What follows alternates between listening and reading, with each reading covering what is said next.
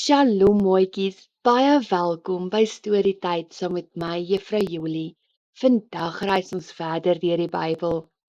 Maar mooitjies, ons moet eers stop en bid. Maak toe julle oogies. Papa God, baie welkom in ons teenwoordigheid. Baie dankie vir nog 'n Storytyd. Dankie dat ons meer van U kan leer. In Jesus naam. Amen. Vandag gaan oor 'n vrou met die naam Hanna en haar gebed.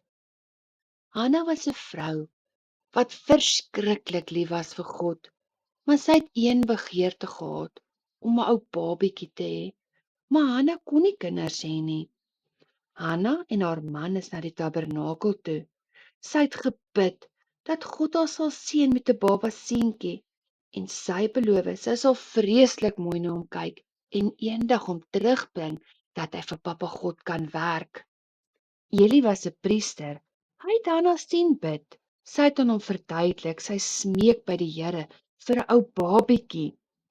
Eli het vir haar gesê, sy moet huis toe gaan en vrede in haar hart hê en weet God sal haar gebed beantwoord. En so getrou soos altyd was Papa God om hulle te seën met 'n baba seentjie en hulle het hom Samuel genoem. Vandag se les is, mooitjies, as ons bid en Papa God se volmaakte wil vir ons lewens vra, dan sal hy altyd ons gebede beantwoord. Onthou om vir die groot mense te vertel dat Juffrou Jolie, Sonskyn, Donkie en Daisy graag by julle skool of julle kerk wil kom kuier.